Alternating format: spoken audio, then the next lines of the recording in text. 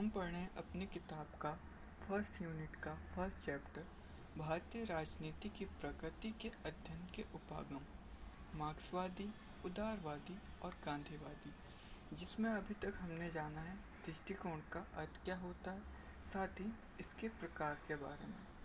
इसके प्रकारों में हमने जाना है पारंपरिक दृष्टिकोण, साथ में उसके अंतर्गत आने वाला ऐतिहासिक दृष्टिकोण, और आज हम जानेंगे दार्शनिक दृष्टिकोण के बारे में। ये हमारे पहले चैप्टर का थर्ड पार्ट है। अगर आपको इसके पिछले 2 पार्ट्स देखने हैं तो उनका लिंक आपको डिस्क्रिप्शन बॉक्स में मिल जाएगा।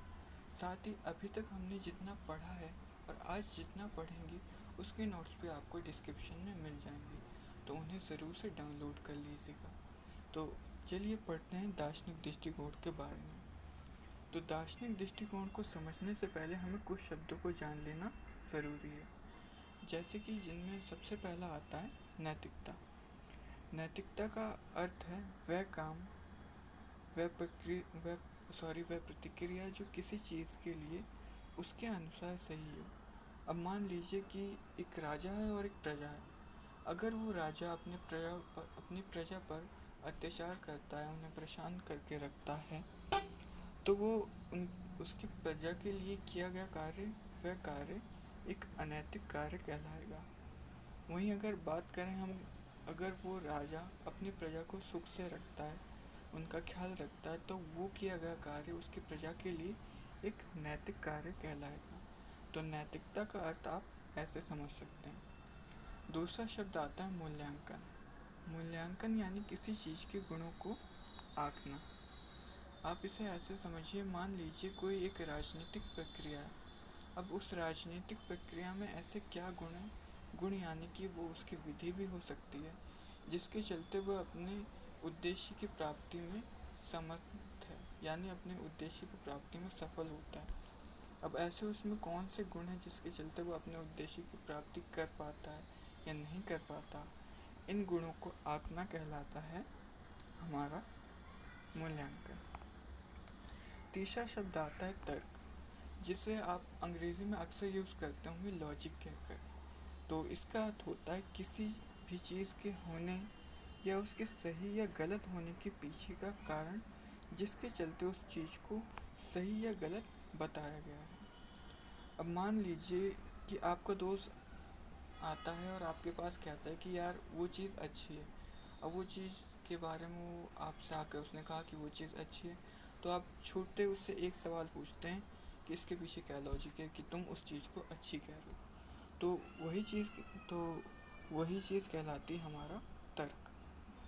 तो आगे हम पढ़ते हैं दार्शनिक दृष्टिकोण के बारे में। दार्शनिक दृष्टिकोण एक ऐसा पारंपरिक दृष्टिकोण है जिसमें राजनीति का अध्ययन करने के लिए उसमें पाए जाने वाले सभी तत्वों, भले वो कोई राजनीतिक प्रक्रिया हो, वो कोई संस्थान हो, उन्हें मूल्यांकन और नैतिकता के आधार पर तर्कपूर्ण ढंग से परखा जाता है। जैसे कि अगर कोई राजनीतिक संस्थान की बात करें या कोई राजनीतिक प्रक्रिया है, तो उन्हें नैतिकता के आधार पर भी परखा जाता है कि वो अपना कार्य सही ढंग से करते हैं या नहीं करते, या जिस भी तरीके से अपना काम वो करते हैं वो तरीका सही है या नहीं है। इन सब चीज़ों का अध्ययन दार्शनिक दृष्टिकोण में करते हैं। जैसे कि नीचे एग्जाम्पल दिए हुए हैं, कोई राजनीतिक घटना क्या है, इसका अध्ययन किया जाता है, उसके उद्देश्य क्या हैं, वो सही ढंग से अपने उद्देश्य को पूरा करता है या नहीं, इस चीज़ का अध्ययन भी किया जाता है। कौन सी चीज़ सरकार को वैध बनाती है या कौन से कार्य सरकार को वैध बनाते हैं, इन सब चीज़ों का अध्ययन भी दार्शनिक दृष्टिकोण में किया जाता है। यानी कि हम कह सकते हैं कि एक राज्य को, एक सरकार को कैसा होना चाहिए या राजनीति को कैसा होना चाहिए, इस बात पर जोर दिया जाता है। तो यहाँ पर हम नीचे कह सकते हैं कि साथ ही नैतिकता के अनुसार राजनीतिक तत्वों को कैसा होना चाहिए, इस बात पर जोर दिया जाता है। तो आगे हम पढ़ते हैं पारंपरिक दृष्टिकोण के अंतर्गत आने वाला तीसरा दृष्टिकोण संस्थागत दृष्टिकोण। संस्थागत दृष्टिकोण एक ऐसा पारंपरिक दृष्टिकोण है जिसमें राजनीति के अध्ययन के लिए उसके भौतिक औपचारिक यानी कि ऑफिशियल संस्थाओं या तत्वों पर प्रमुख ध्यान दिया जाता है और उनका अध्ययन किया जाता है। यानी कि संस्थागत दृष्टिकोण में प्रमुख तौर पर उसकी संस्थाओं पर फोकस किया जाता है, उसकी संस्थाओं का अध्ययन किया जाता है। जैसे कि सरकार क्या है, उसके अंग क्या है, ये कैसे काम करते हैं। मान लीजिए पहले हम बात करें व्यवस्थापिका की, यानी कि जहाँ पर कानून बनते हैं, कार्यपालिका, इन सब के क्या काम है, ये सब इन सब चीज़ों का अध्ययन संस्थागत दृष्टिकोण में किया जाता है। इसके बाद आता है हमारा आधुनिक दृष्टिकोण।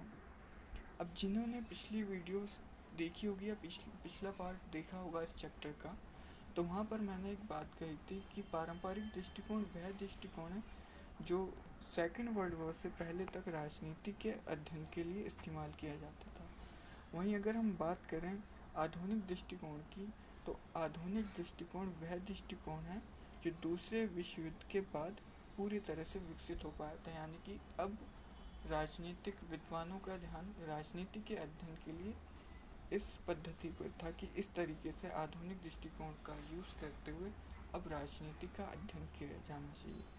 तो इसमें अध्ययन कैसे किया जाता है, जिसमें यानी कि आधुनिक दृष्टिकोण में राजनीति के अध्ययन के लिए प्रमुख रूप से राज्य व उसकी संस्थाओं पर ध्यान देने की बजाय, यानी कि जब हम पारंपरिक दृष्टिकोण की बात करते हैं तो वहाँ पर हम राज्यों और उसके संस्थानों की ज़्यादातर बात करते हैं, लेकिन यहाँ पर उनकी बजाय राज्य सरकार और उसके संस्थाओं में शामिल व्यक्तियों के राजनीतिक व्यवहार पर ध्यान दिया जाता था, उसका अध्ययन किया जाता था, उसका अध्ययन यहाँ पर किया जाता था। यानी कि कोई राजनीतिक व्यक्ति, अब भले वो मतदाता हो या राजनेता, का किसी भी राजनीतिक तत्व के लिए कैसा व्यवहार है, उस व्यवहार का अध्ययन आधुनिक दृष्टिकोण में किया जाता है। साथ ही साथ इस व्यवहार को प्रभावित करने वाले कारकों का अध्ययन भी इस दृष्टिकोण में किया जाता है। अब आधुनिक दृष्टिकोण के अंतर्गत ही एक दृष्टिकोण आता है मनोवैज्ञानिक दृष्टिकोण। मनोवैज्ञानिक दृष्टिकोण का अर्थ होता है, मनोवैज्ञानिक दृष्टिकोण वह दृष्टिकोण है जिसमें उन मनोवैज्ञानिक तथ्यों यानी कि साइकोलॉजिकल फैक्ट का अध्ययन किया जाता है जो किसी राजनीतिक व्यक्ति के राजनीतिक व्यवहार को तय करते हैं। यानी कि उन मनोवैज्ञानिक तत्वों का अध्ययन किया जाता है जो किसी राजनीतिक व्यवहार को किसी राजनीतिक व्यक्ति के राजनीतिक व्यवहार को निश्चित करते हैं कि ऐसा व्यवहार वो राजनीतिक व्यक्ति किन मनोवैज्ञानिक तथ्यों की वजह से कर रहा है। जैसे कि नीचे एग्जाम्पल दिया हुआ है, कोई राजनीतिक व्यक्ति किसी विशेष परिस्थिति में एक निश्चित व्यवहार क्यों करता है, इन चीज़ों का अध्ययन मनोवैज्ञानिक दृष्टिकोण में किया जाता है। अब आगे जितने भी दृष्टिकोण बचे हैं उन्हें हम अगले पार्ट में कवर करेंगे। DOSOL की हर जानकारी के लिए हमारे चैनल को सब्सक्राइब करें। वीडियो अच्छी लगी हो तो लाइक करें, शेयर करें, कमेंट करें। Thank you.